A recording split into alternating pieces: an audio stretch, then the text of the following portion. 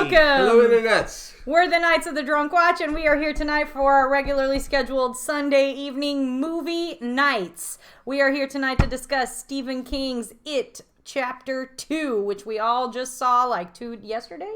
Yes, a whole day ago. It's only been out in theaters for about 2 days, so yes, we just saw it. I'm Audie. I'm Andrew. I'm Mark. We're the Knights of the Drunk Watch. And now our talk begins. Is this regularly scheduled? We've been doing it on Sundays. Sure. We have not been live, but we're Okay. going to, I guess, try and do it live from now on. Who wants to so start? you can talk to us. You're the one with all the notes. Yeah, I have 3 whole notes. Well, first I would like to talk about what we loved about the movie, which Everything. I would say, first off, the cast. I think this was one of the most brilliantly cast films of all times, both part 1 and part 2. We watched part 1 and we loved all of those children actors because they all embodied the characters. Yeah, we did a little late night watch of Chapter 1 on Friday night so that we could be properly prepared for Saturday's matinee. Saturday. And then we went and we saw the adult actors, who not only were the adult actors perfectly cast, but they all so perfectly resembled their counterparts. It was insane how greatly cast everyone was, and their child and adult parts still looked almost identical. Andrew has more on the cast. Right? Do I? Oh, I thought you said you want to talk about the No, I cast. just brought up the names in case you wanted to mention them by name. No, I thought it was very well cast. I thought it was great. And I don't know how much of it has to do with budget, because we had a couple of real big stars. That Jessica Chastain and James McAvoy cost a pretty penny. Well, Bill Hader right now is super popular. Yeah, but Because he surely just when they wanted signed him on, even then, he probably wasn't Jessica Chastain. All right. Well, James McAvoy level. a bit You're of yelling. You're trivia. yelling. Then the other three, Jay Ryan looked familiar to me. He's probably 'cause from I watched- Beauty and the Beast which on the I don't CW. watch, but he's also on. He did some other Australian stuff, which I maybe have seen. But the other two, I'm not familiar with, so they were probably lower on the. But they all Well, did a if really good Andrew's job. not familiar with them, then they must not be worth a lot of money. If I'm not familiar with them, a lot of people probably are not familiar with them. Fair enough. They're We do you're watch- not going to get paid as much. We as do watch James a fair McAvoy. amount of No, but Taylor. I was saying, interesting bit of trivia was that Jessica Chastain was the first adult actor to be cast and sign on. And actually, I kind of enjoyed that. In part 1, we did not see them list the cast in the opening part of the film. So we saw that Jessica Chastain got top billing for that, and then followed by James McAvoy, and then all of the rest. But So I mean, the cast was fine or whatever. I didn't really have any particular feelings about it. Fine? But I loved everything about this movie. I mean, I think the cast helped it be amazing, but that wasn't the number one thing that stood out to me. First of all, I loved that. We're gonna try not to spoil this.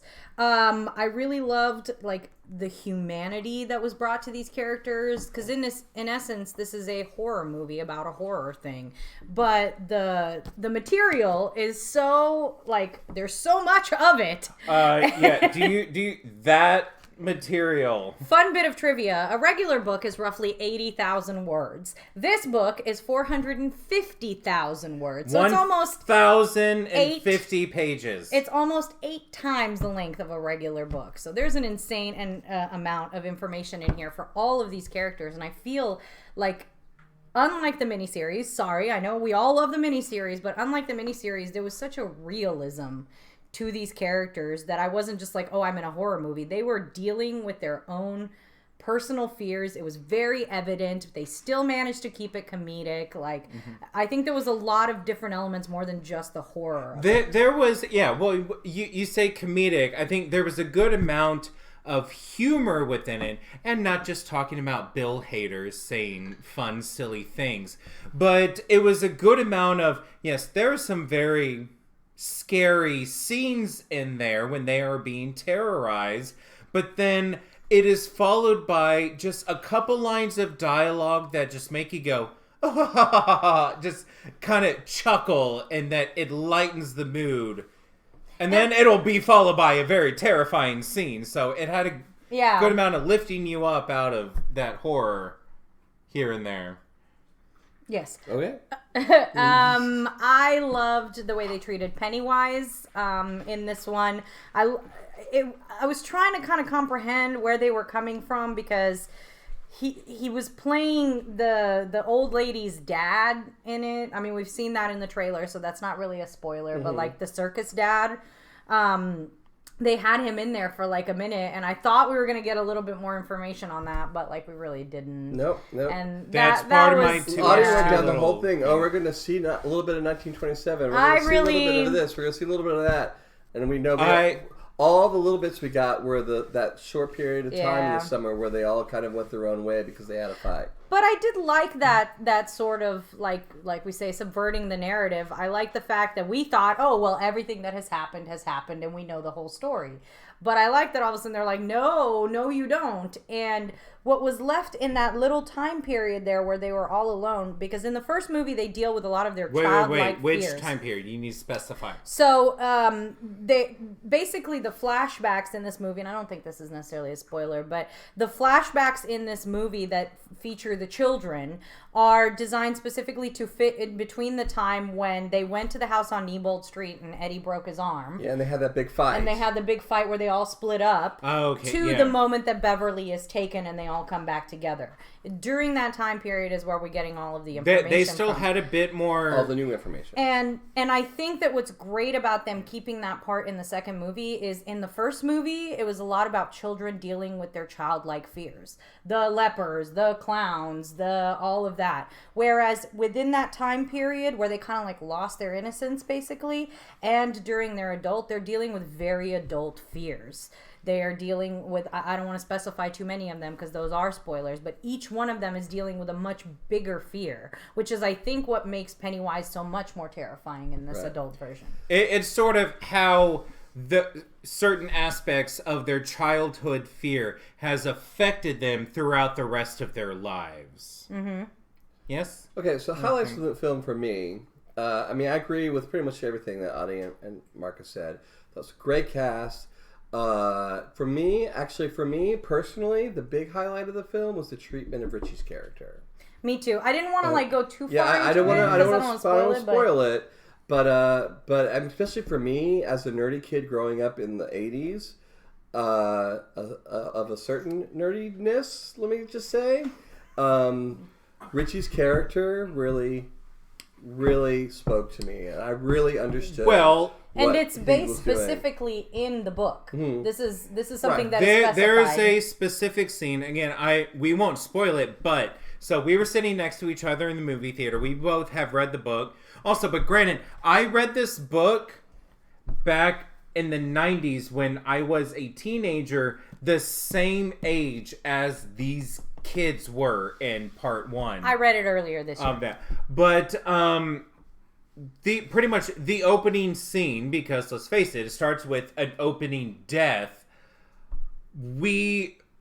Audie, as soon as she realized what was happening, went, and then I went at the same time because we realized what it was portraying. I clenched real hard. We're not going to spoil anything. Was that a scene that's in the book, or did they adapt? Yes, it is in the book. But it is. Let's say the scene that happens on the bridge is exactly how it happens 100%. In the book. But it does. I think maybe just a tiny hint of it suffered from. But I guess in other ways it didn't. It suffered from the time shift.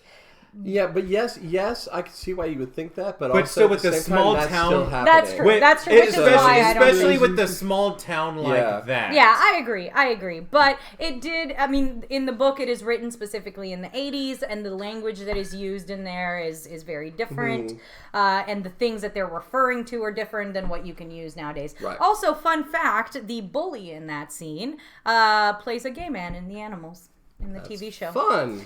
Anyway. Okay. For bullies all right, playing so game. I have one big con, which is kind of ironic because I find, and I'm going to try to do this without spoiling, but first of all, I found it ironic that Billy's character grew up to be a writer who couldn't end anything, because I find that half of... Ben Denborough. What? Oh, no, it is Billy. Bill. I'm sorry. No, Bill Bill Denbrough. Denbrough. No, I'm an idiot. Keep talking. because I find that half of Stephen King's cinematic stuff does not end well. So the end of the movie, without spoiling totally it, playing that. the very end of it, I was a little bit like, what? Really? So I suggest you go see this movie. Just know that at the end of it, you might go, what? And then move on. Because the rest of it is very good. We'll have to talk about that afterwards because I'm Well, not it's just exactly like if sure. you're familiar with the miniseries, you got to the big battle of the miniseries, and you're like, what is going on with that? I kind of felt the same way at the end of this movie. Or the climax of this movie. that leads into my con. But actually, before we do that, I know we're going over 10 minutes, but whatever. It's a long we need movie. to wrap it up. So wrap up your comment. Wrap up your comments. Do what you're saying. Finish. We're going to go past my comment. We're going over 10 minutes. Calm down. First of all, I would like to mention, was not expecting Stephen King to make a cameo in this. Very Stan Lee of him. It's not a spoiler character or anything that he does. But also, it was fun that his character had a little mention about Bill not being able to write a proper ending. Now, also, it was about... Bill's character was about he wrote a book and then they were trying to adapt his book into a film. It's a smarter, faster way to pay down your credit card Keep debt. talking. Don't Okay, keep talking. And then it was about Bill adapting his book into a film and then the filmmakers being upset that they did not have a proper ending. And then Stephen King actually showed up within the movie to make a mention of that. So that was a fun thing because, in the 90s miniseries... so many people had issues with exactly how it ended. So I was glad that we got Stephen King in there too. Fun trivia fact, however, that is included in the book and it is not something that they just pulled out for this movie. He actually has that problem in the books because of how things were left with Pennywise and because of the whole situation that they carry with them, and I don't want to spoil stuff, but there is like an actual reasoning within the book for that. So it's not just... Anywho, I love the movie, but all right, my one negative comment about it, I spent 24 hours coming up with the phrase, they did too much, yet at the same time, they did too little. So, I'm saying, okay, first off, all right, we knew going in there, it is a almost 3-hour film. Which, when I saw that it was going to be a 3-hour film, I wasn't discouraged by it because I thought we were going to see things like Pennywise's backstory, more information about the ritual of Chud, and I thought we were going to say that or see that, but then I felt they actually sort of skimmed over the ritual of Chud, which is one of the reasons that one of the things we really thought we were going to see by you making it longer. And then especially when the film started out, when Mike starts making the phone calls to the characters saying, it's come back, you need to come home. In the original miniseries and in the books, that takes a long time because you see all the characters and what they're doing now, how their lives are going. And then when they get the phone call, they sit there and they spend a long time deciding what to do. If they're going to go back and having all the flashbacks that we saw in the first movie. But with this, it was like, that seemed to go real quick. They were just like, phone call, phone call, phone call, phone call, bam, everyone's coming back, bam, we are all here. But wait, no, let me finish. Sorry. And then... I love talk. So, actually, no, I was excited that all went quickly because, like, great, we're moving the story along. And then when we got there, back to Derry... I thought we were going to see a lot more of the ritual of Chud or some more of the background. We saw that little bit of what's-her-face's father, the clown, and stuff. But then it kind of just became 3 hours of watching the same characters who we have like 7 characters being lured away by Pennywise and being terrified by Pennywise and going, oh my god, that's so scary, and then just walking away into the next vignette. So I fundamentally disagree with that. First of all, the whole point of the ritual of Chud, they couldn't do the actual ritual of Chud from the book because that shit is a children orgy. So they couldn't do that. It did not need to be an orgy of children. There's more to it. But that's part of the ritual of Chud in here. The other thing, it literally the chapter is entitled "Ritual of Chud," and they have the orgy during it. So just saying. I need to reread at the same time, as far as them going around being frightened, that's not what that was about. Part of the ritual isn't just standing around and burning things. The ritual is them progressively getting over their adult, mature fears and still being able to go down into the basement and face Pennywise. So we had to be shown what their new fears are, and we had to watch them each overcome. The book, it's better that we don't know that much about him because it makes him an even more frightening creature. I think not just knowing little tidbits is better. Now, I wish I could have seen some of the things like the Easter egg massacre and all of that. Well, but that's chapter 3. Well, that would have been more. That would have been more gratuitous. They'll be in chapter 3. Can I add one thing in there? Well, like the one scene is that I wanted to see. Well, kind of not really wanted to see, but it was the one that they started talking about as soon as part 1 came out. About the scene that apparently they filmed but was way too gruesome. They cut it from part 1, and we thought we were going to see in part 2. And it was when Pennywise first materialized in front of this colony of settlers, and then gave like this one woman the ultimatum to be like, "Let me eat your baby, or I will kill everyone in town." Mm-hmm. That there were rumors going around that they filmed that scene for part 1, but they cut it because it was too gruesome, and that's one of the things I was waiting to see. As far as the ending goes, I feel like the ending kind of follows exactly what happens in the book. Again, I'm not going to spoil it, but it's these things that they must. It's all part of the ritual of Chud. The entire movie is the ritual of Chud. It's not just them, doing the thing that they do that they think is, whatever. Okay, well then maybe they should have explained it a little bit. Well, because I agree with that. Because I would say kind of early on in the movie, Mike and Bill have a scene where Mike is trying to explain to him what it is. But we did not get a full explanation of exactly what it was supposed to be. Well, if we saw what it was, if we knew what it was supposed to be, then when things were happening, we would have understood this is supposed to happen or this is not supposed to be happening. Okay. I feel like we're doing like a talk back now, yeah, but this is a big we got to wrap this up, and because this stuff we can talk about that. Yeah, I'm going to explain a little bit. We're going to talk more about that off screen because it's a spoiler. But we'll talk more about it. I'm not trying to spoil anything. Stuff, but there is a reason we don't understand the ritual very well. Yeah. Okay, so anyways, point is, let's talk about shots. Let's do that really quickly. I'm going to go first. Personally, I would give the movie 2 shots.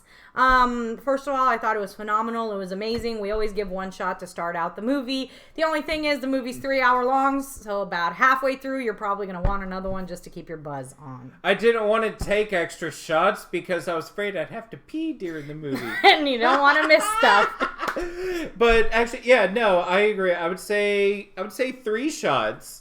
It takes. I mean, I was very satisfied with it. I mean, I've been waiting for this film for so long. I will watch it again, and I was very satisfied with the whole thing. I think they gave us exactly what we wanted, even though I had my few negative things to say about it. I give it 2 thumbs up. I also agree. I gave it 3 shots, which for me is 4 stars. Basically, 1 shot to get you going. Wait, 4 stars out of how many? 5. We are super confusing in our measurements. Go. Well, I mean, I'm explaining my measurement in very empirical terms. 3 stars is equal to 4. 3 shots is 4 stars. Can I start that over again, please? Well, see, but like IMDb does 10 stars. That's I'm not fucking IMDb. Our thing is confusing. Okay, so I only do 5 stars. 4 of them for this movie, which is 3 shots. 1 shot to get you started. 2 shots to keep you going because it is a long movie. But I didn't. And even though I felt like it probably could have been shorter, I certainly didn't feel like, oh my god, move on. I just say like 20 minutes shorter. I mean, it wasn't. There was nothing bad about it, but it is the point of you watch Pennywise just go around terrorizing everyone for 2.5 hours. Then you're like, you start squirming in your seat. You're like, okay, please, something needs to... Final battle, please. And we were in very comfortable seats. So. Oh, yeah. We were in luxury recliners. Our seats were not uncomfortable. Luxury loungers. More importantly, go see It Chapter 2. Bring a couple shots in your purse. And enjoy the jump scares. Tons of good jump scares. Shots of liquid. Not Shots of liquid, we do booze. not... Don't Yeah. physical round. Buy the booze at the theater. Most theaters sell By the way, you booze can still now. buy it at Walmart, which is booze. Oh, drink. We didn't even Finish talk it up. about the jump scares. There were a good amount Good of jump jump scares, scares. even though we were And expecting them. Good body horror. The blood scene was awesome. Like, the horror element was phenomenal. Also, Okay. rather that's a drunk watch. And now our talk rambling is has ended. See you later.